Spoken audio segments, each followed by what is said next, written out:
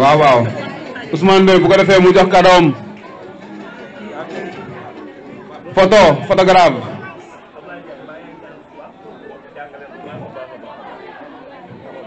mashallah tàcc leen lii waay tàcc leen lii waaw bu ko defee ñu bàyyi Ousmane Ndoye aussi mu sànni ci tuuti kàddu. waaw asalaamaaleykum mbooloo mi fii nag samay sët ñoo fi ne gis naa fi samay doom samay mag li ñuy def rek mooy di remercier Pape lii nga def ñun la war ñoo ko daan def suñu amee suñu rakk nekk ci koñ bi di ko def dañ koy jàppale dama ne koñ bu fa nit dëkkee dafay am njëriñ yàgg naa koo wax ñun nag fii lañ juddoo fii lañ yaroo fii lañ màggee ku ñëw di jàpp ci koñ bi dëkk ci koñ bi di def li ñuy def loo def dañ ciy ànd ak yow booy li ngay def rafet na moo tax ñu ñëw Pape Dione mi ngi nelee di organiser li nga may woo pour ma ñëw def ouverture bi foofu ci école 12 mais il fallait ma njëkk a ñëw fii ci yow yàlla na la yàlla defal jàmm xale yii lu leen nit defal sa bopp nga ko defal dama lay wax ne xale yi du ñu fàtte man bi may commencé politique ay booy yu ndaw laa daan àndal te ñooñu léegi ñoo nekk mag ñi nga xam ne ñoo yenu samay bagage di ànd ak ñoom ñi ngi lay sant Pape di sant say waajur di sant sa borom kër na la yàlla def kilifa amuñu xolu ki ñaan ci kenn parce que ñun ñoo xawsal suñu bopp ba jàll fa ñu jëm suñu gisee xale buy góorgóorlu dañ koy jàppale te am nga yar am nga cër man nag neexumaa waxal des fois damay tàng mais yow tu comprends très bien fils sama fils nga yàlla na la yàlla defal jàmm yàlla na la yàlla defal tawfiq. merci Ousmane Ndoye kàddu yi rafet na merci bu ko defee ñu continuer waaw mu ngi nuyu njaago yi mu ngi nuyu njaago yëpp Seydina Mohamed moom la ñuy jox karam noonu macha allah. waaw asalaamaaleykum man xam naa li ma ciy sànni bariwul di remercier Pape Ndiaye rek ndax li yombul xale moom li ñuy wax rek du fàtte man li ma gën a neex ci mbir mi mooy ki may jox cadeau bi muy Seydina Mohamed def naa ko parrain bés ni ki tey chaque année dinaa ko jox cadeau incha allah comme mënu ma jox xale yi quartier bi yëpp cadeau man dinaa ko warloo cadeau ci kàttanu Seydina Mohamed ci barke turandoom mbir mi nag kontaan nañ ci trop trop trop waaw ñu ngi sant bu baax a baax a baax. aha macha allah nee na gàddul na ko kadam chaque année moo koy jox ci barke Seydina Mohamed sallallahu alayhi wa sallam loolu rëy na ah Abdoul Aziz li nga def rëy na ci barke Seydina Mohamed li yëpp ci barke Seydina Mohamed yaaris turando ñaañam boobu ñëwal jël sa cadeau. waa asalaamaaleykum mbooloo maa ngi nuyu ñi fi teew ñëpp di leen nuyu ku nekk sa tur ak sa sant di leen ziyaaraat di nuyu Pam Ndiaye mi nga xam ne moo organisé lii te xam ne lii yombul waa Minatul Munawara ñëpp teew nañu vraiment mention spéciale yow moom dañ lay sant bu wér heure bi déwén nga xam ne ay bayal ba lañ koy tànt parce que mënuñu laa fay ñun daal vraiment kontaan nañ jërëjëf Pape merci beaucoup. kàcce la loolu macha allah. sa chéri bégal ko ah wuy mbëggeelo ku ci am sa chéri bégal ko ah wuy mbëggeel ku ci am sa chéri bégal ko ah wuy mbëggeel ku ci am sa chéri bégal ko sama chéri kaay lii du mbëggeel tey ma wax la chéri luy mbëggeel bu digg xaajee nga def ma reen bu bët setee chéri nga def ma noon tey ma wax la luy mbëggeel def ma sa reenu xol bu teg bëccëg dee ma foon di ma raay dee may bégal sama chéri kaay lii mooy mbëggeel def ma sa jamaa chéri def ma or ma doon sa gewel mbaay di la wayal ku bëgg sa chéri ba yow lay wayal ku nopp sa chéri ba yow lay bégee aha ay waay ay saan bëgg naa la chéri bëgg naa la bëgg naa la bëgg naa la chéri bëgg naa la bëgg naa la ana mbëggeel ak noono yow mbëggeel ak naqaral bëgguloo ma bëgg naa la chéri bëgg naa la chéri bëgg naa la ana mbëggeel ak noono yow mbëggeel ak takku suuf bëgguloo ma ah wuy mbëggeelo ku ci am sa chéri bégal ko ah wuy mbëggeel ku ci am sa chéri bégal ko ah wuy mbëggeelo ku ci am sa chéri bégal ko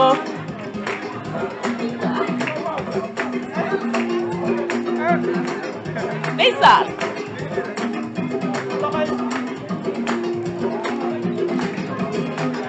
ah wuy mbëggeelo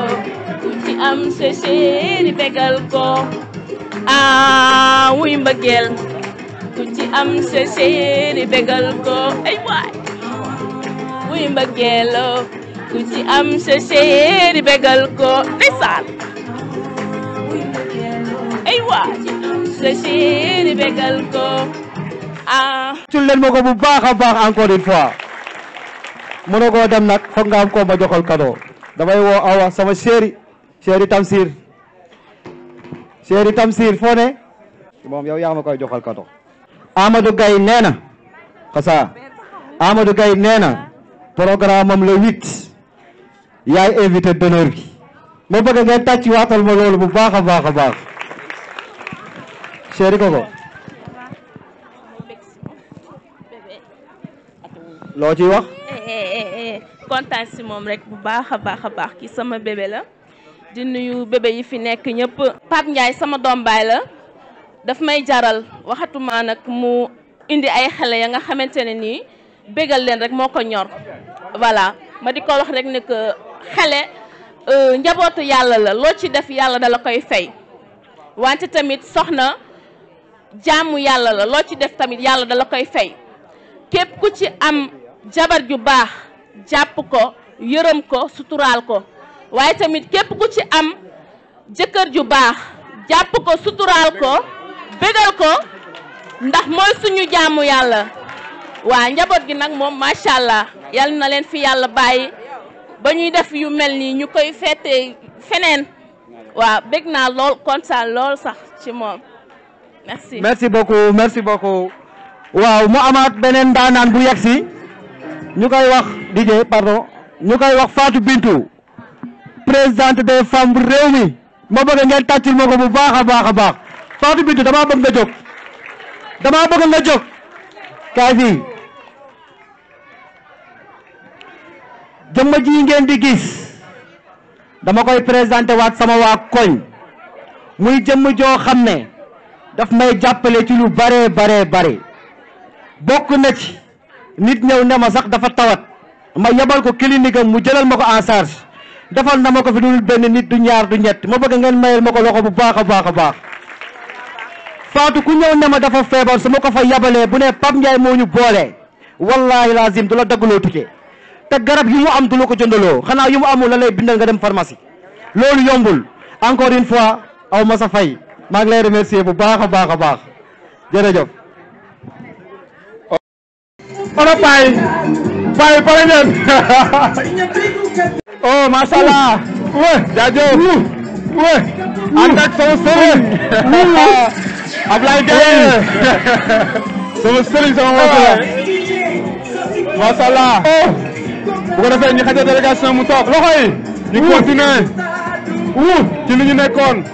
fii la macha allah macha allah Ousmane Kandé ñoom góor su ma limee da ngay juum waaye tey ki xewle tey moo toll noonu kooku nga xamante ni mooy Papa Ndiaye Papa Ndiaye nee na Pape Faye maa lay nuyu sama xarit sama doomu ndey di nuyu Papa Ndiaye bu baax a baax moom mi nga xam ne moo xalaat lii ne damay organiser benn journée boo xam ne arbre de Noël lañ koy wax boo déggee arbre de Noël mooy da ngay jënd ay cadeau ambale ko jàppale xale yi nga xam ne amuñu ay cadeau wala boog seen parents yi amaana cadeau yi demeewul noonu parce que xale boo ko dee bëggal wala ngay teral xale yàlla teral la Papa Ndiaye initiative bii initiative bu rafet la yoo wax dëgg yàlla lii acte bi rafet na noble na yal na la yàlla jàppale li ngay liggéey ci Djiddah Thiaroye Kaw ñëpp gis nañ ko nga nekk nit ku baax yàlla boole ñu ci terrain politique bi ngay def social lay gay ñëpp wax dëgg yàlla nga liggéey ba am solo di nuyu sa chéri Amina ndax dañ ne chaque grand homme y a une grande dame Amina yàqu ci dara di jàppale Papa Ndiaye moo tax boo ko xoolee da koy toppatoo may nuyu responsable bu mag kooku nga xamante ni mooy borom Djiddah Thiaroye Kaw monsieur Gaël Niang ñu ngi lay nuyu di la siyaar di nuyu ki nga xam ne aussi mooy monsieur Fallou ñu ngi lay nuyu di la siyaar di nuyu aussi ki nga xam ne mooy moom lañu jiital fii ci coalition Benno Bokk Yaakaar monsieur Mamadou Gueye ak le coordinateur Mamadou Diop ak toute la délégation ak ki nga xam ne aussi mooy le directeur de campagne Malal Diallo ak monsieur Ousmane Ndoye ñëpp ñu ngi leen nuyu di leen siyaar di waxtaan leen ak jàmm xale yi da ngeen nelaw a nelawu leen da ngeen nelaw a nelawu leen nelawu leen waa léegi di jëmee soo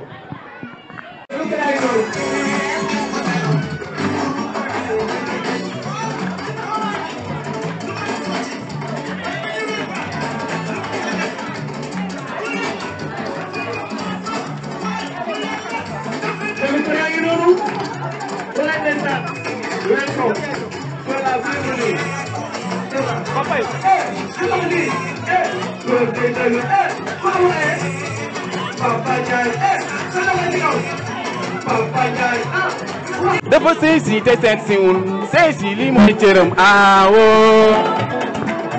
moom siisul bu ñëpp teewee du ko tere yak reer bee aawoo siisul bu ñëpp teewee du ko tere yak reer bee anaawoy damay dem ci ñaareelu bi anaawoy jóg leen kuy aaw jóg a taw kuy aaw jóg a taw sama aawo bange seri fop ana Rose lu mu guddi guddi du lamb poos bi aawo fasu naaru góor be du dawandoog mbayaar bu jiitoo naaru góor ca zooke bala Seri Pap alaaway bi aaw mat na aawo sama mat na aawo yaay sama aaw mat na aawo yaay bi aaw mat na aawo yaay waaw mat na aawo Pambay Jóob alaaway yéen a ngi nelaw de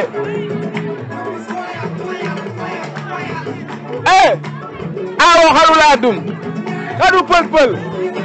mbote bëy mbaam xuux doon xuux ale bu soo Balde Seri Gora Njaay la Awa Balde Seri Youssou Ndour la Binta Balde Seri Lay Mbaalo waaw alaaway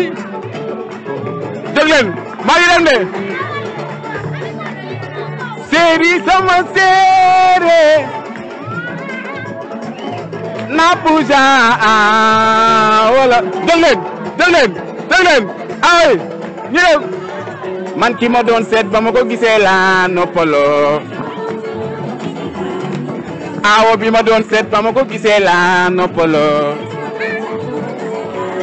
ma ne aawo bi ma doon seet ba ma ko gisee la noppaloo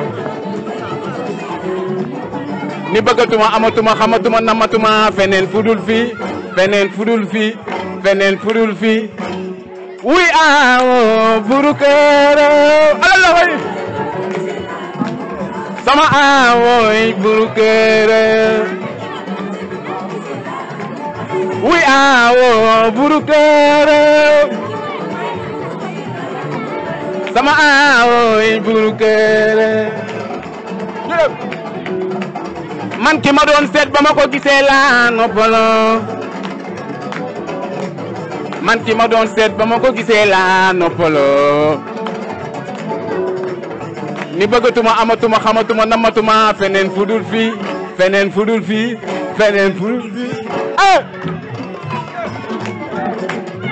loxo yi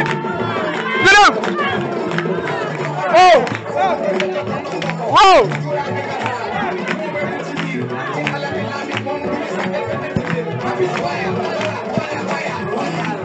ay waay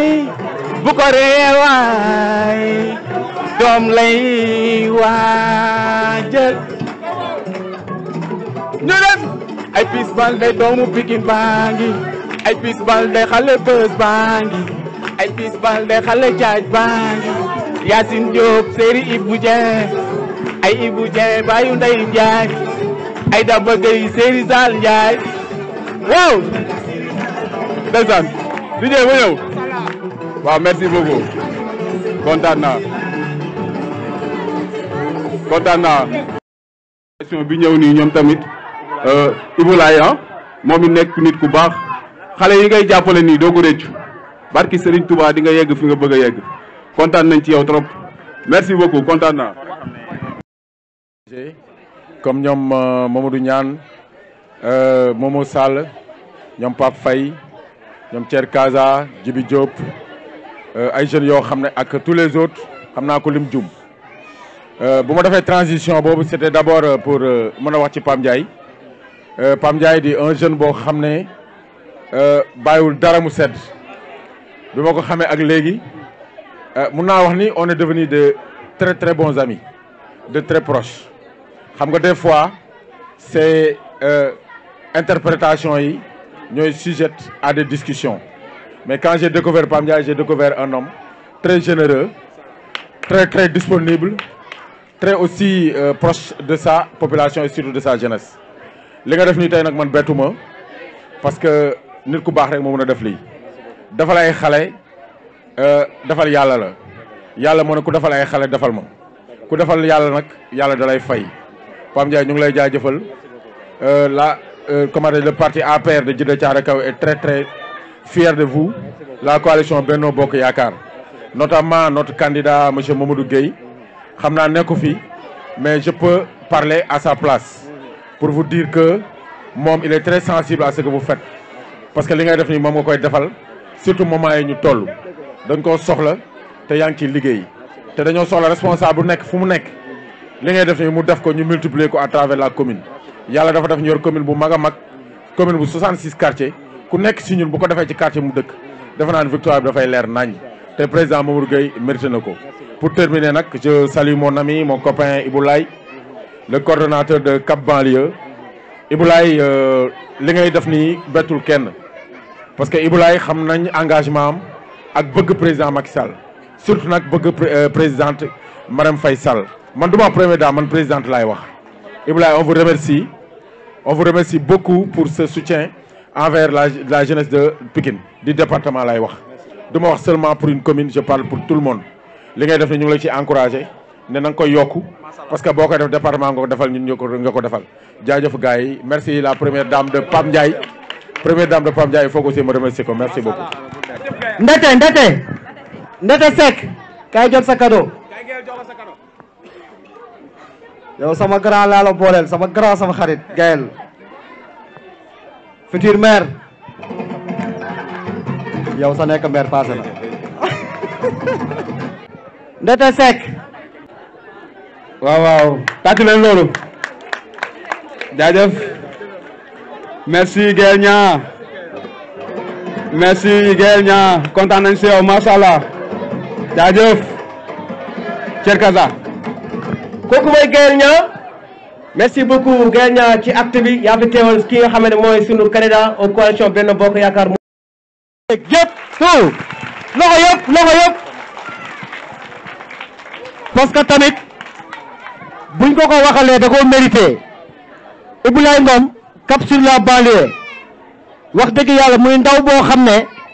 li mu dugal ci ay emploi ci commune bi kenn xamul nu mu toll li mu dugal ci ay financement ci commune bi kenn xamul nu mu toll li muy def ci ay social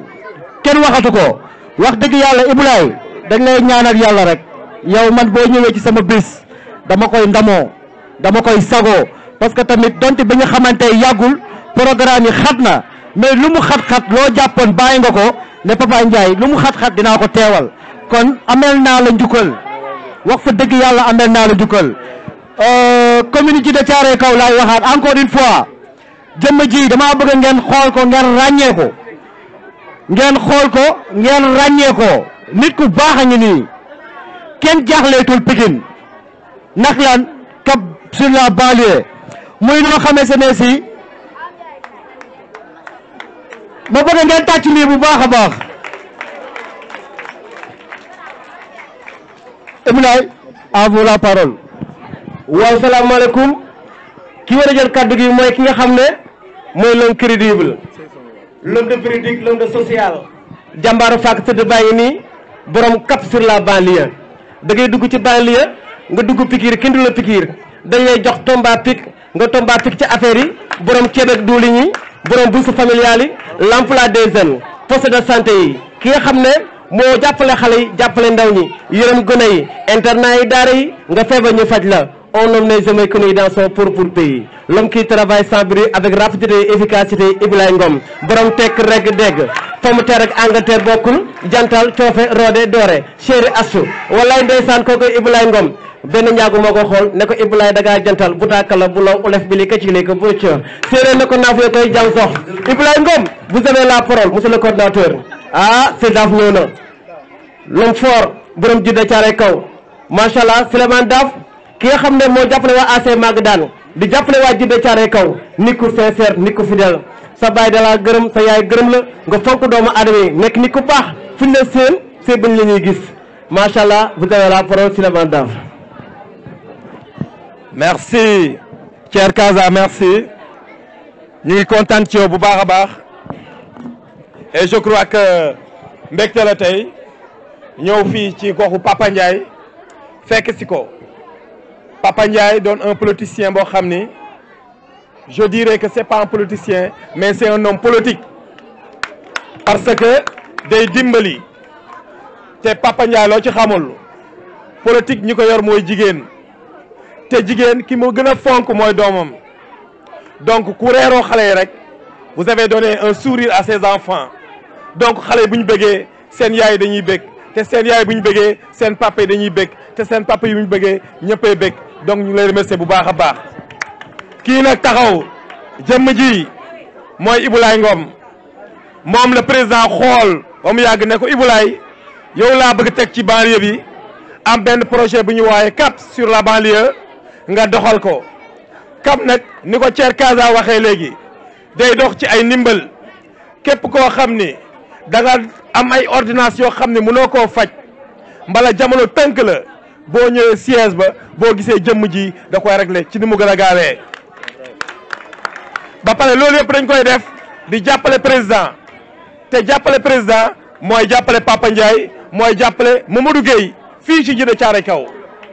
donc boo leen bëggee Papa Ndiaye beneen yoon deuxième édition bi gën a fees ay cadeau Ibulaay Ngom di def ay yu baaxam dañuy jàppale le président te jàppale le président mooy voter la liste de Benno Bokk Yaakaar sunu candidat Modou Gueye jël ndam li ci xal bu sedd guy donc ñu ngi leen di remercier coordonnateur je vous passe la parole merci. waaw xam naa du ma guddal damay gàttal ndax guddi na waaye dañuy sant yàlla di julli ci Yonent bi di gërëm sunu ay waajur di gërëm sunu ay yaay ndax sunu yaay yi danoo sonn lool ci ñun di nuyu Pape Ndiaye bu baax a baax a baax yow sa dëggute ak sa njàmbarte ak sa ngor ak sa jom ak sa fula ak fayda mën na laa may lu ne ci àdduna nit bu goree rek li ci des ay mottali la li nga defal ndaw ñi xale bu ci màgg dootu ko fàtteeti te wolof day wax ne teraanga àdduna bët la kon yàlla na yàlla sagal la yàlla kàttanal la ñun duñ tàyyi ci di la gunge duñ tàyyi ci di ànd ak yow loo nekk ñu nekk ci loo dugg ñu dugg ci loo bokk ñu bokk ci te loo wax ñoo ko wax te bu la neexee lu la neex jëlal décision boo ñëw ñu réglé ko. may nuyu ki nga xam ne mooy Ablaye Gueye Ablaye muy grand responsable di nit ku màgg di nit ku yàlla cëralee mais day jël cëram jox la ko ba mu musul sax dalay bàkkaarloo kon yàlla na yàlla kattanal la ngay liggéeyal son excellence lu am solo ngay jàppale Modou Gueye candidat Djiddah Thiaroye Kaw muy suma grand te ku ko jàppale mën nga jàppale Ablaye yàlla na yàlla kattanal la yàlla suturaal la yàlla sagal la. may nuyu bu baax a baax délégation bi nga xam ne ñoom laa àndal su ma ci limee Babacar Ndiaye lim ci président Senghane lim ci grand Goursimou Bass Mohamed Bal Souleymane Daf Joxaane Ibrahima le grand responsable l'homme des grands événements lim ci Lamine Thiaw lim ci Lamine Sarr Mariama Diallo Fathiam Anta Mbow Ndiaye Camara Astou defe naa bàyyiwuma kenn maa ngi leen di gërëm bu baax a baax di leen sant di nuyu nag suma frère yi ma fekk fii ku ci mel ne Talibé Bamba muy nitu président Macky Sall di jàmbaar ku ci mel ne Abou Tall suma frère maa ngi lay nuyu di nuyu Momo Sall di leen beral loxo di nuyu moom frère le grand responsable di la bëggee bu baax di nuyu ki nga xam ne ni moom mooy Pape Faye di ko bëggee bu baax a baax di nuyu sama aaw buuru këram bii boo jàppale woon Pape lii yëpp du mën a am yàlla na yàlla sagal la yàlla bàyyi leen yàlla kàttanal leen nee na ma du dolli nag da pare na ci soxna ci yow lay yem wax na ma ko may gërëm nag président Macky Sall bu baax di gërëm soxnaam Marème Faye Sall ndax nun mel rek président la ragal féete day xañ a wërsëg ndax fee ñu toog di fa joxe ndimbal bu joxul woon ay directive pas Doro Gueye di nit ku yàlla baaxal dama koy wax ne li la waali wooy kum ko woyan ngay bajjantu waaye de sa tur day gën a yokk sa jëmm di gën a toog nga ànd ak dal ànd ak yar ànd ak teggin yàlla na yàlla kattanal ko moom Doro Gueye mu jox ñu li nga xam ne mooy cap sur banlieue di cellule d'appui au programme du président mu nekk loo xam ne ñëpp la ñuy dimbali muy ordonnance muy location muy ceeb muy diwlin muy soxla biir ak bitti ku ko am boo ñëwee ci Papa Ndiaye lañ ci mën dinañ ko def du sunu alal du alalu ma sàmba alal Doro Gueye la mu teg ko sunu loxo ñu di ko doxal ñuy ñaan nag au soir du 23 janvier Modou Gueye jël ndam li fii ci Djiddah Thiaroye Kaw ndax nag Modou Gueye nitu social la Modou Gueye nit ku gore la Modou Gueye nit ku xam cëru doomu aadama la Modou Gueye nit ku am valeur la Modou Gueye nit ku sincère la dama ne li dal Cheikh Dieng ba mu jël mairie bi teg fa soxnaam teg fa ay dëkkandoom teg fa ay tantam Modou Gueye bu ko amee ci ñun la koy delloo askan wi yàlla na yàlla kàttanal ko merci. damaa dem ba Maroc ñu lay waxtaanee ma wala 1h du matin ma paas la say dëkkandoo yi nekk Maroc ma ne leen Thier Casa suma xarit la keroog dama laa ndamoo dama laa tiitaroo yàlla na yàlla màggal la yàlla kàttanal la jërëjëf Thier Casa ñëpp la xam Afrique ak fu mu mën a doon fu ma ci mës a dugg tudd nañ la yàlla na yàlla kàttanal la.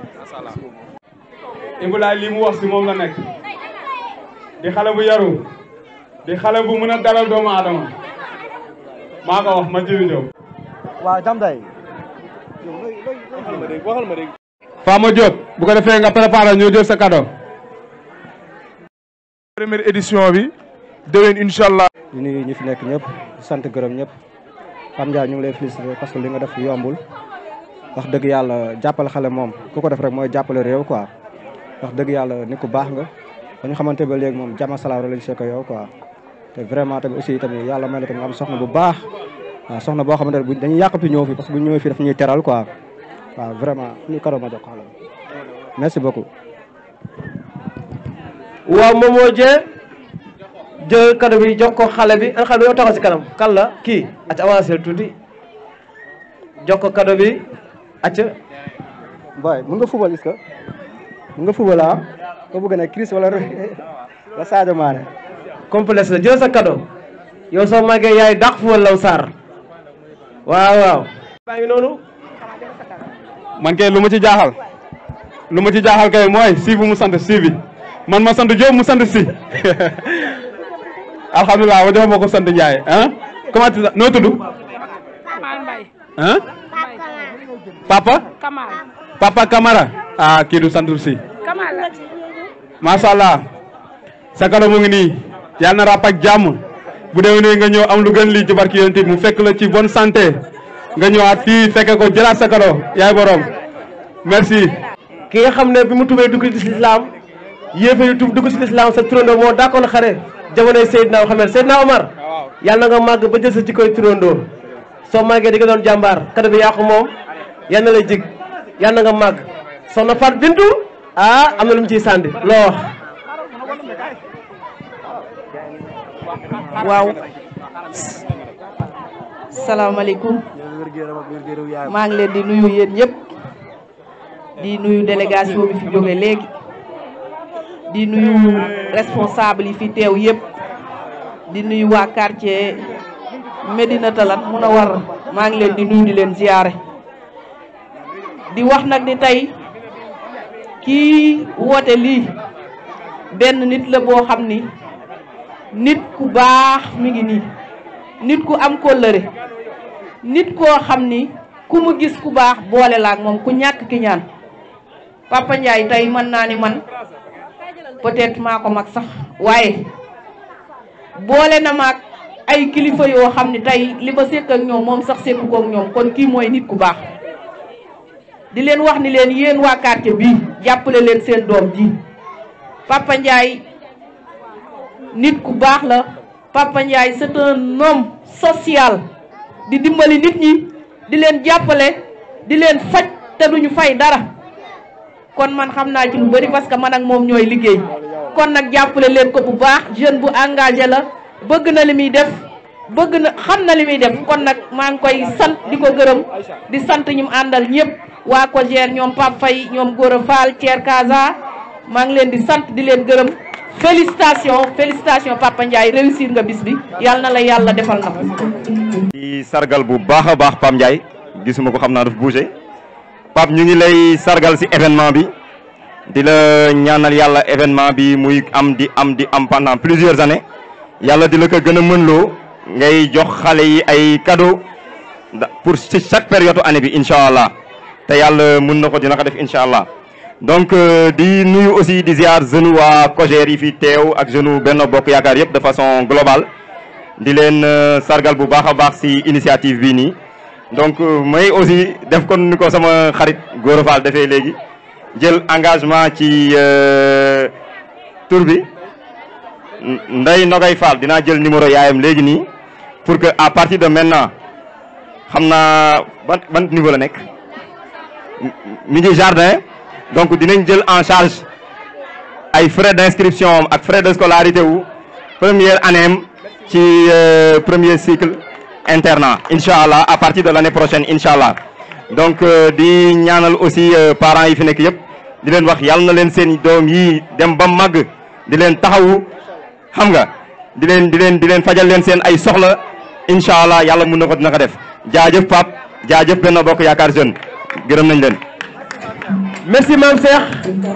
Aja jëlal sa cadeau nee na koy faal. merci Mame Cheikh ci engagement boobu nga xam ne daf ko ci xale bi ndax xale ku ko teral yàlla teral la. salaamaaleykum maa ngi nuyu ñi fi nekk ñëpp di leen di sant di leen di gërëm di féliciter Pape Ndiaye ci initiative bi mu am di koy rafetlu ndax xale moom ku ko teral la suñ borom teral la comme ni ko gars yi waxee rek man tamit dinaa jël engagement si yow chaque année sa inscription ak kay yi ngay jàngee lépp man maa la koy jox dégg nga ba ngay def CM2 dégg nga dinaa la jox sama numéro chaque année école su tijjeetee nga woo ma incha allah. merci Pape Faye Racky Kane waaw ndey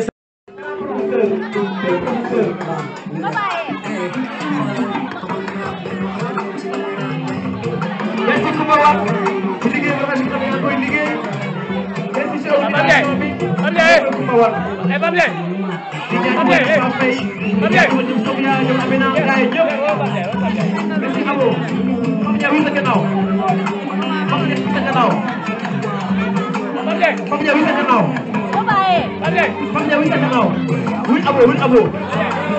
merci beaucoup rafet na jaase rafet na merci beaucoup bu ko inshallah ko wona di am suba bala doon ngeen ay vélo masha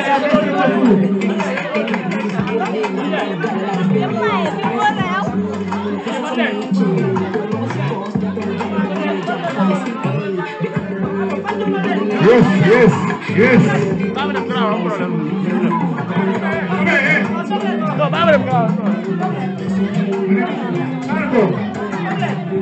vision ñi nga am mbégte bu baax a baax teew tey nag ci journée bi nga xamante ni suñu xarit suñu frère macha allah moo ko doon def waaye àndoon ko tam ak mbooleem ñi nga xamante ni dafa yàlla ñooy ay xarit di soppe di am di jàmm ak ñi nga xam ne ay liggéeyandoo kat lam lañ waaye itam plus particulièrement ku leen xam leen ñoom itam ci ginnaaw li nga xamante ni mooy Benno Bokk Yaakaar en grosso modo noonu laa ko mën a waxee Pape ba pare léegi ñu bëggoon nga def benn présentation bu gàtt rek ci say yëngu say activité ak ci fi nga xamante ni yaa ngi fa bokk itam di ci wàllu politique. waaw moo grand maa ngi lay nuyu salaam di la siyaara di la jox sa wàccuwaay bu baax waaw je me présente maa ngi tudd Pape Ndiaye dëkk ci de Thiaroye Kaw précisément Médinatoul Mounawara di responsable politique APR. d'accord responsable politique APR fii ci biir Médinatoul Mounawara commune Djiddah Thiaroye Kaw ñu gis la yaa ngi tey woote benn journée ñu bëggoon xam initiation bi naka la dikkee ci yow ak ren mooy ñaata édition bi ak naka nga dundee journée bi pratiquement. waaw xam nga boo nekkee ci koñ xale yi bëgg la noo def dag leen di teral te xale yi ñu teral tey président mën na fi nekk ministre mën na fi nekk imam mën na fi nekk wàllu mën na fi nekk man dama am habitude wax dëgg yàlla xale yi samay xarit lañ samay soppe lañ ndax xale mooy avenir suba. mu doon lu am solo ñu gis ni xëy na peut-être jàppoon nga ko xëy na ay xat-xataak yu mel noonu dox ci diggante bi ak waxtu dëkkandoog yu ni mel nga renvoyé waat ko ba tey te pourtant dañ leen gis peut-être ñu koy faral di def dañ koy def avant fin d'année bi mais tey peut-être ñu ngi ci jeexital bi dëgg la ba tey génnaguñu fin d'année bi parce que ba tey ñu ngi koy féete mais lan moo tax nga pousse ko ba tey ak bi nga ci taxawalee lan moo la ci gën a dëgg-dëgg lan moo la ci gën a motiver pour nga def li tey. waaw li tax ma pousse ko bokkoon na ci sama benn xarit maa ngi koy nuyu de passage bu ñuy wax Fane Ndiaye ñuy ànd di politique waaye juróom bu góor wàcc liggéey moo waraloon ma aj ko te xam ne loolu moom dara xaju fi wax dëgg yàlla dara xaju fi maa ngi koy nuyu de passage di ko jaalewaat bu baax a baax ndax musuma def dara ba mu féete ci ginnaaw te sama xarit la sama rakk la sama lépp la looloo waraloon ma pousse ko initiative bi rek mooy gën a sensibiliser nit ñi ñu xam ne l'union fait la force ñoom xam nañ ki ma bëgg xam nañ ki ma jàppale mooy la candidat di Benno Bokk Yaakaar Modou Gueye lépp pour Modou Gueye am ndam waaw. mu doon lu am solo ci ni nga ko waxee noonu bi mooy ñaata édition bu yem bi mooy bu njëkk bi wala ñaata at la fu mu ne. mooy sama première édition te ñaan naa yàlla du fi yam. loolu moom ku ko gis ku ne di nga ko xalaat parce que vraiment ni mbooloo mi réussir mais plus particulièrement dañu gis ndaw ñi nga xam ne ñoom nga doon telal dañ fi nekk ba mu guddi loolu tamit yombul ci xale ay xale nga mën leen dajale ci benn jamono bi. waaw su ma ne la woon bu ñu ñibbi du ñu ñibbi mën nañ fi fanaan ndax loolu du da ngay samp say sées rek wootu ñu wuy si la wootu ñu wuy si yomb na mais dafa am lu yombul wootu ñu wuy si yombul mais dafa am lu jiitu loolu man quartier bi ba quartier bi daj kër gu ma dugg añ kër gu ma dugg naan ataaya kër gu ma bëgg a sées tëdd sées ndax ñoom ñoo ma ko ji te aw ma lu dul ñoom. am na solo wax nga ko fi mu ne woote ñu wuyu si yomb na mais bu ñu xoolee tam gis nañ tamit des invités de marque yu ñëw wuyu si parce que tey jii bu ñu waxee Benno Bokk Yaakaar ci commune Djiddah Thiaroye Kaw tey jii le président Macky Sall jël président Modou Gueye jiital ko ñu gis entourage bi nga xamante ni ñoo ko entouré tey ñoom ñëpp bi nga wootee majeure partie bi bokk gis nañ leen ñoom ñu wuyu si la sa diggante yaa waa parti bi sa diggante ak ñoom ñi nga xamante ni yéen a ngi bokk liggéey bi. waa jàmm la rek ak bokk li ñu bëgg gëm ko sans tricherie ma ci njiital nuyoo bi sunu coordonnateur Mamadou Diop fi may wax ak yow yaramam neexul xat na mais gis nga lu mu xat-xat ñëw na maa ngi naan ko grand teguma la woon coono bi mu ne ma yow sama nit nga loo xew la kenn waruma cee jiitu waaw di nuyu ñi fi ñëw ñëpp Gayal Fatou Bintou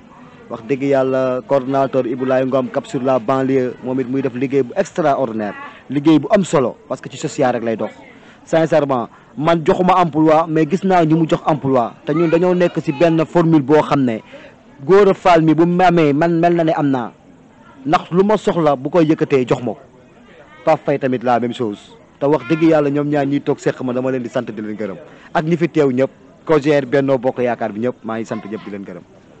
bu ma la laajee tey sa message avant may poser benn question wala ñaar tam ñu ngi ko waxee Gora Fall ak Papa Faye parce que xam naa ne Pape moom it il est le président de la jeunesse de Djiddah Thiaroye Kaw plus particulièrement ci Lamsar donc kon moom mënta ñàkk moom ñu laaj ko ci ñaari kaddu mais yow tey bu ma lay laaj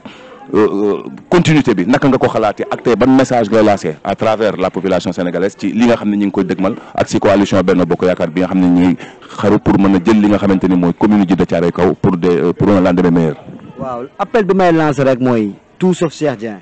nañ fi jëlee Cheikh Dieng parce que tamit ñun fii ñu dëkk pendant des années moom laay wax samay waa gox lan la leen Cheikh Dieng defal ba ñu war ko mën a falaat maire boo xam ne xamuñu ko sax sincèrement bu ñuy fal dañuy fal suñu doomu gox te ñi naan ku fi dëkkul duñu jiite nañ bàyyi wax jooju Modou Gueye kenn mënul wax a wax ba dëkkul Djiddah Thiaroye Kaw fii la màggee fii la yaroo fii la defee léppam digne fils de Djiddah Thiaroye Kaw mooy Modou Gueye l'homme digne baax social wax dëgg yàlla waxuma la dara mais ñaata xale la dugal néegu góor Guèye ñaata xale la dugal néegu góor ñaata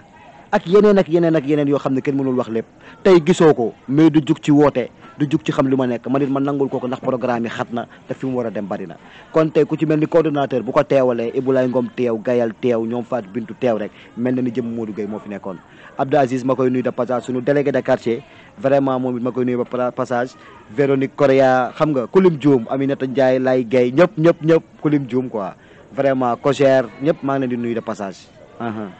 mu doon lu am solo wax nga ko léegi mais ñu bëgg a dem dégg ñaari baat ci ki nga xam ne mooy Pape Faye moom it mu wax ñu bés bi nu mu ko gisee ak naka la ci taxawee ba mu yegg si tey jii ki fi nga xam ne mooy cappaandaw gi Pape nuyu nañ la ziar nañ la. waaw ñoo ngi lay delloo ziar grand Sam di lay masaw ndax yow suñu grand bu baax nga di félicité Pape Ndiaye li mu def yombul surtout si jamono bi